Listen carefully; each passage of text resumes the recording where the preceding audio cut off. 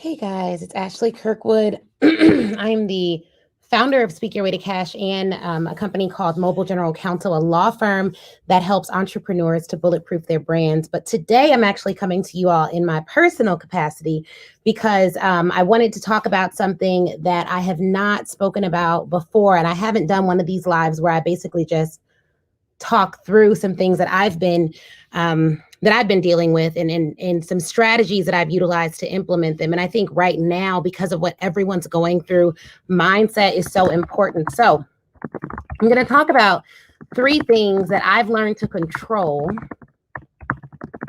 that will help you, that help me to transform my life. Okay. Let's just get that on the screen. All right, so here's what I'd like you to do. If you're joining us and you are an entrepreneur, put entrepreneur in the comments. If you're joining and you are a corporate hero, meaning someone who works in corporate America, put corporate hero in the comments just so I can know who all is joining in. And then I'm going to tell you all a little bit about how this topic came about. All right. So I was in a conversation with my parents actually, and we were talking about all of the different things that have helped us to be successful over the years. Hey Melanie, how are you? And one of the things that I brought up was, I've learned to control some things in my life that have helped me to get on this path of success. And with everything going on with COVID, with the pandemic, with me having a newborn during a pandemic, with all the loss that's happened in the country, with the political unrest, with the racial tension, with everything that's going on, I think that these 3 things that I've learned to control would really help some of you all out there. Hi, Adriana, how are you? Okay, we have some teachers, some entrepreneurs, corporate heroes. Hey, Beth, how are you? And so we're going to talk through some things that I've learned to control that I think would really, really help you guys. Okay, so here's the 3 things we're going to talk about. And if you're ready for number 1, just put a 1 in the comments. I love interaction. I love to hear what you all are thinking. I love to get your thoughts on this. And if you can relate to this, just give me an amen or an I relate. Let me know, okay? All right. First thing that I've learned to control that's really helped me to transform my life. And we're talking about major transformation. There was a time in my life where I was very, very, very, very loose with my tongue, meaning I would say anything. I would allow my feelings to control my speech. And that's going to be a critical first point and something that I had to learn to control. And I want to break this down. So if you all will just bear with me, I'm going to break these tips down. The first thing I learned to control that transformed my life radically was my tongue. And I want to be really clear about this. What I used to do was allow my feelings to dictate my speech. Who understands that? If there's anyone out there who's allowed their feelings to dictate their speech, just put me too in the comments. Let me know that I was not alone. And every now and then I still fall victim to this, but I'm going to tell you guys why it's critical to control this element and how it's going to help you to transform your life the way it's helped me as well. So if you've ever been out there and you've been one to allow your feelings to dictate your speech, just put me too in the comments. And here's how that looks. If I was having a bad day, this day sucks. This day is horrible. If I thought something was difficult, I said it was impossible. This is impossible. Oh, she's so hard to work with. Oh, I hate working here. All of these comments that I would make based solely on the way that I felt about a particular situation. And what we're seeing right now, as it relates to how people are communicating with one another, is we are seeing reactions that are solely based on feelings without first checking your feelings, thinking about how it'll make others feel, and even fact checking whether or not those feelings are valid and based in authority. So Adriana's with me. She's like, me too. I've been there. I've done that. So here's the thing that's really, really, really, really, really devastating. Your mind, and I've studied this on a scientific level because I've done a lot of research since at Mobile General Counsel, we talk about this love method of communication and we train all these companies about how to better communicate internally and externally. And one of the things that I researched and I thought was so eye-opening was that when you start to say something over and over and over and over and over again, your body responds physically to those statements. Okay, your body can respond physically to those statements, and they literally inform your behavior. So if you are someone who consistently feels negative, you consistently feel down, and it's not something that, needs to be diagnosed, right, by a doctor, but these are just some feelings that you've had all of a sudden out of nowhere. You don't know where it's coming from, but you're constantly consuming negative news. You're constantly around negative people. You're consistently professing how negative your job is, how negative your life is, how negative the pandemic is, how helpless you feel, then your body is going to respond physically. Those words do not give your body life. So what I had to do is learn to control my tongue. And one of the things that really, really, really helped me to do this was having some accountability in my life. And I have parents, and I talk to my parents all the time. I'm one of those kids who grew up in a town and loved the small town, went away to college. I went to University of Illinois undergrad and Northwestern for law school. And then I moved back to the small town. I live literally 5 minutes from my parents. When my Wi-Fi was acting up and I had a presentation to do for a client, I literally went to my parents' house. So I was one of those people. So me and my husband and my daughter, we bought a home close to my parents' home in the town that I grew up in. But it helped me to have accountability. And so you're going to have to, if you have a system, a support system of people who love and adore you, who really, really want you to be successful, who care about your mental health and your well-being, you're going to want them to hold you accountable. So you may tell them, hey guys, look, for the next 30 days, I'm on a mission to get my life together. I want to be positive even during a pandemic. How about that? How about positivity during a pandemic? And if that's something that you value, that's something that you want, you need to get some accountability. So tell those around you who can hold you accountable to let you know or to check you when you start talking down, as my dad would say. So when you start saying things that are negative, try to flip them to be positive. Now, right now, we are in one of the most challenging times of my lifetime, I would say. So I think this is one of the time periods since I've been alive anyways, where the entire world is dealing with the exact same thing at the exact same time to varying degrees. And so everyone is feeling the pressure of that. And I'm not saying to negate that pressure, but what I am saying is we have to be careful of the stories we tell ourselves about our present, our past, and our future. Because depending on that story, it's either going to propel you or it's going to hold you back. I have had various situations in my life where things were not good, right? Things weren't going great. And outside looking in, it could have seemed like things were never going to get better. But what I learned to do is have a short memory for things that don't serve my future. And this has worked for me. I don't know what'll work for you, but I get a lot of emails from people who are like, man, you're a new mom. You're growing 2 companies. You have all of these clients. You're helping corporations. You're helping entrepreneurs. You're hiring in the middle of a pandemic. We've hired about, 4 or 5 people during a pandemic and brought on an operations manager full time. How has that happened for you? And aren't you, especially because I got a lot of questions in particular because I gave birth during the pandemic. And I just want to set the stage for you all, because I don't know if I've ever talked about this publicly in detail, but I want you to imagine this.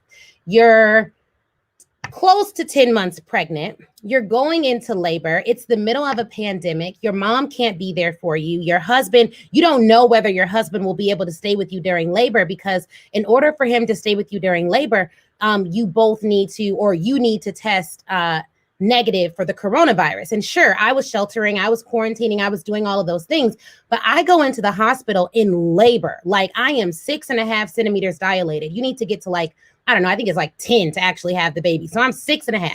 And they tell me during labor, Miss Kirkwood, we would love to get you some pain medication and we would love to put you in the labor and delivery suite, but we can't do that until your COVID test comes back negative. So we need you in active labor to sit here in excruciating pain, take this COVID test, and then wait 2 hours until we find out that you're negative before we even put you in the room to get an epidural, to get any type of pain relief, to even move around. I had to be on a monitor. So all of the natural remedies that my husband and I had practiced, we couldn't employ. So talk about being totally out of control, being totally out of your element, going through, and this is our first child, of course, going through one of the most beautiful experiences of your life in the middle of a very tough time, we had a lot that we had to control. And it was, as some of you may be type A personalities. If you're a type A personality and you're watching this, just write type A in the comments because you're going to relate to this. Type A personalities, we like control. Okay. We like to know what's going to happen. We plan ahead. We prepare. I've taken all the classes. I had family members sign up that were going to bring me food in advance. We planned my baby shower months in advance. This is my first child. We've been married 8 years. We planned 8 years before we did this. We bought a house. Like, we literally planned this out to a T. All of our plans crumbled due to the pandemic. And the most trying part of the entire process was literally being in active labor and not being able to get serviced appropriately until I tested negative for the coronavirus, which I did. It took time. And then finally they put me into the labor and delivery room. All throughout, though, I had to control my tongue. I couldn't say this is the worst experience ever. I couldn't say, oh my God, I'm so pissed. I couldn't say like all of the things that I was feeling, I could not say because I still wanted to have a beautiful birthing experience. So I didn't even complain about it. My husband will tell you, I didn't even complain about it. I think I was, maybe frustrated about it, but I did it. I went with the flow. I did what I had to do, tested negative. We finally went to the room. But being able to control your tongue in tough periods was one of the things that really helped me to transform my life. So that is a really important statement. Thank you so much, Regina. She says, congratulations. Yes, she's here. She's 3 months now. So that was 3 months ago. In the thick of things, we didn't even have as much information as we have now. So the first thing that I learned to control was my tongue, the things that I say. Also, I control what I say about other people. I have clients that come to me with huge dreams, clients that come to me wanting to make change in their organization, wanting to fix the communication within their organization, wanting to change the diversity conversation or the pace of diversity or make change in their company. I can't say to them, that'll never work. Your company's never even hired a DEI consultant. It won't work now. I have to control what I say as it relates to those who come to me looking for a solution. So controlling your speech not only helps you to transform your life, but all the people attached to you will also see a transformation because your speech will dictate how they respond. Have you ever seen someone looking gloom and doom and you instantly say, good morning, how are you doing today? Hope everything's good. Hope everything's working out. Smiling, being positive, it spreads. And right now we need that more than ever. So controlling the tongue is really important. The second thing I learned to control, if you're ready for number 2, drop a 2 in the comments. The second thing that I learned to control is a big one. It's a big one. It's a huge one because we have 70,000 of these a day. Every single day we wake up. And this is just on average, right? This is just on average. Hey, Sterling, congrats to your wife and yourself on the new addition to your family as well. Every day we wake up, we have 70,000, the average person. So for my type A folks, we may be in the 100,000 range. 70,000 thoughts per day. 70,000. Do you know how many that is? That is literally like, if you think about it, that's a crazy high number. Like if someone were to give you $70,000 today all at one time, you'd be like floored. Okay. You'd be ready to do backflips. Most of us could pay off, I don't know, student loans, mortgages, whatever with that amount. So we have 70,000 thoughts per day. Being able to control my thoughts has been the second thing that has radically transformed my life. And this is what's critical about this. It's not that you won't have a negative thought or that you won't slip into old habits and start thinking things that may not be a powerful progression tool for your future. It's that when that thought happens, you police it and you negate it by choice. And I think that we allow a lot of things into our subconscious without really thinking about it. But what you need to do as it relates to your thoughts is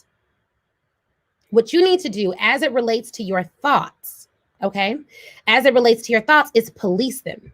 So when a thought comes to you, you are thinking, okay, is this thought serving me? Is this thought going to get me to the next level? Is this thought going to be progressive? Is this thought going to help me impact the lives that I'm supposed to help? Because I believe each and every one of us, whether we're an entrepreneur, whether we're a corporate hero, we have a teacher who joined. Obviously, if you're a teacher, you're impacting other people's lives. If you think about the amount of people you talk to every single year, it's a lot. And if you make a deliberate choice to have positive thoughts, to say positive things, to only say things that will serve you and serve others, that will advance your future and not take you down a notch, then how transformative would that make your impact on the world? Even if, like, we're not talking about getting a Nobel Peace Prize here. Although some of you may get a Nobel Peace Prize here. We're talking about, how do you as an individual impact those in your sphere? And it's going to be by policing your thoughts and having positive thoughts. Now, here's something that's really interesting. And I talked about this in the Currency of Confidence TEDx talk that I gave. There was this study that was done that showed the positive impact of parents saying positive things to their kids, giving their kids positive affirmations. Essentially, the confidence that you have in your children over time, if you're verbal about it and you're affectionate and they know it, they can feel it, they can see it in your actions and in your words, it transforms itself into confidence for your child. So when I was growing up, and I spoke about this to a group of moms, even before I had a child, about the way my parents raised me, raising confident kids. One of the things that they would do is if I got bad grades or I got a bad grade, don't tell anyone, shh. If I got a bad grade in school, instead of them saying like, oh my goodness, you don't study enough, you're not working hard enough, you're not smart enough, they would start every conversation about my grades with, you are so smart, you are so capable, you are so intelligent. What is it that is preventing you from showing that? So every conversation, essentially, when I would do something wrong or when I would do something bad, or I would do something that I wasn't living up to my potential, they would always start it with the potential. So with the positive potential, Ashley, you're brilliant. What's up with this C? Ashley, you're so smart. What's up with this C? Ashley, you're so beautiful. Why are you feeling down about yourself? Why are you allowing him or her to make you feel down about yourself? Don't you know who you are? And what happens over time when you hear something over and over and over again from a variety of reinforcement factors. So I did grow up with my mom and my dad in my house. They were married. Then what happens over time is that transforms into, it transformed into my own confidence. So they had confidence in me before I had confidence in myself. They showed it verbally and with their actions. And then it transformed into confidence for me. Like my own confidence became what they imputed into me. Now, here's what's really interesting. And this is why I love science. Okay. So lean into your screen for this one. What the studies show, and the reason why one of the signature presentations and programs that I do for companies is called the Currency of Confidence, is because the studies show that you can determine to some degree the average lifespan income of someone based on their self-confidence level as a teenager. Okay, that's deep. That literally means that who our financial future starts developing before we can even determine our career, before we even go to grad school. And that makes so much sense to me, because as a Black woman who has always negotiated her salary and always been well paid, if not higher paid than other people at my rank, regardless of race, regardless of gender, my confidence basically determines that. So I don't have a problem saying, even when I was in corporate, yeah, it's going to be $100,000 more. I negotiated close to a $100,000 raise, not a $100,000 salary. I was already making that $100,000 raise into a new position based on me asking for something that a lot of people just simply would not have asked for. And it took confidence. It doesn't mean that I wasn't a little bit petrified of making the ask, of making the request, but I did it anyways, because when you're a confident person, it doesn't mean that you don't have fears or concerns. It just means that you keep moving anyways. And so you move in spite of that feeling within yourself that says, I don't know if this is going to work. And to be real, I see a lot of people that are like, oh, we need to help we need to help Black people to salary negotiate better, or we need to help this group of people to negotiate their salary better. The fact of the matter is it's really tied to confidence. It's really tied to the notions that you hear about yourself. And the reason why there's a correlation, in my opinion, with race and salary when it comes to the salary that you're negotiating, if it's a fair situation, is a part of it is because what we hear about ourselves as African Americans, as I identify as African American, as Black, what I've heard about my people, about people that I relate to on a racial level, is typically negative. The news overwhelmingly shows deplorable pictures of Black and brown people when they're up for crimes. But if the same crime were committed by someone that's white, the picture that they show would be drastically different. Literally, they show mugshots versus school pictures when it comes to our race. And so all of those things, the images that we see in the news, the way that we're talked to at work, the way that social scientists even study Black excellence and Black achievement, the way that all of that is presented on a consistent basis, day after day after day, erodes confidence. And so when you grow up in an area or you have experiences where you're not getting those positive affirmations that I got, you're not being poured into, you don't have a counter narrative, the only narrative that you have erodes confidence. And so when you're young, you don't necessarily have the skill set, the wherewithal, the resources to counteract that narrative on your own. So it cements who you are, in a sense. I do believe it can be changed. But for someone young, when you wonder, like, why are they acting like that? Why are people doing that? Why is she so easily offended? It's because of what's been communicated to her over the course of their lifespan, or over the course of his lifespan, which is why most companies come to me and they want implicit bias training on the corporate side. And most of them don't need that.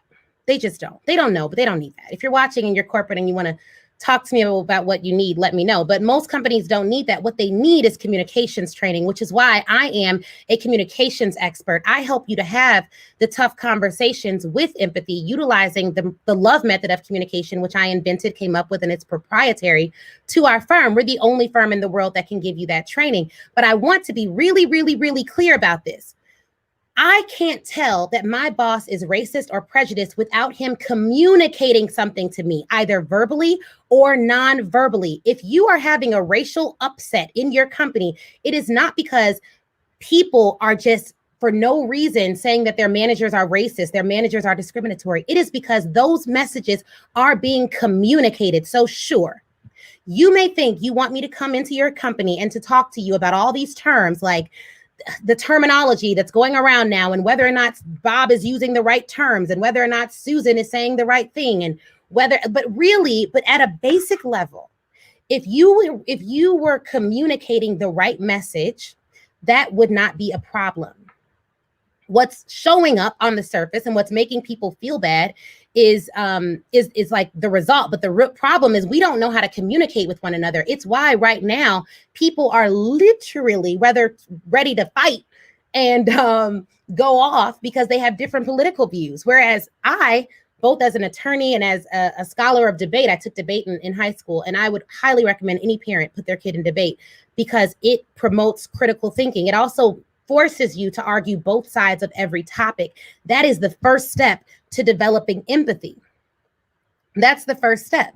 I can't say, I'm empathetic towards a person when I'm not even willing to imagine walking in their shoes, let alone willing to truly understand their perspective. So you have to know how to control your thoughts and your words and what you say. And it all boils down to communication. And if you can perfect the craft of effective communication, then the world will open up to you. You'll see more productivity at work. You will have a better relationship with your goals. You'll have a better relationship with your with people in your life. Me and my husband's communication has gotten better when I learned to control what I say and what I think. So we have your thoughts, your tongue, and then there's one more. Oh, now I've gotten off track because I've had such a good conversation with you guys.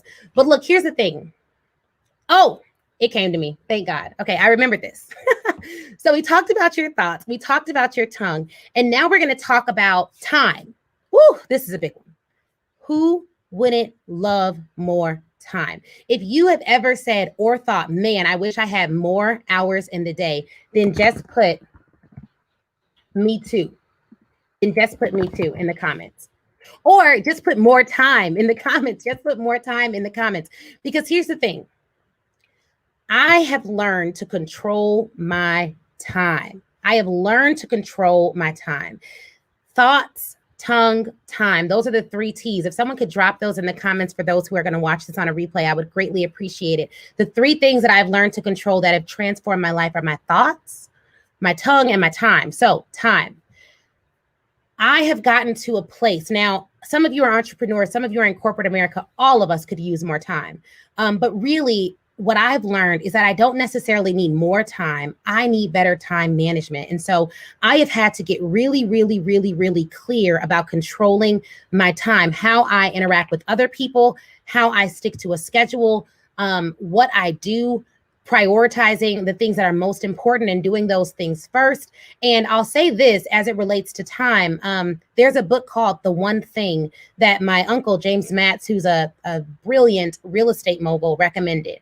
And I've read that book, and it was really helpful for me to think about all the different things that I give my time to and whether or not that is effective. So at Mobile General Counsel, we have a team. It's not just me, but I do fall victim sometimes to doing other people's jobs. And it's not because they're not great all the time. It's because I just like to, that type A in me, likes to take over and do some things and make things happen versus allowing the team to do what they're there to do and what they're great at. Time is a big one. Time is a big one. And another thing that I've learned, and I don't know if this is going to be relevant to you all, depending on where you're at in your life, I have had to learn that every opportunity is not my opportunity. And saying no is more powerful than saying yes. And I came to a realization. I have never had an opportunity that I said no to that I've regretted. Never. I've never had an opportunity. Like, even looking back, even when I took a job that I didn't love, right? Wasn't a good opportunity for me as it were to be, as it came about. Like, it wasn't the best. But what that opportunity led me to do was phenomenal. So looking back, I've never said no to something and regretted it, but I have said yes to things and regretted it. So when someone comes to you with an opportunity and they're like, hey, we want to feature you in this magazine, we want to interview on this podcast. I have gotten so many press requests recently, and I have a newborn. What I learned, and I want to leave you guys with this nugget because it allowed me to revolutionize the way I thought about time.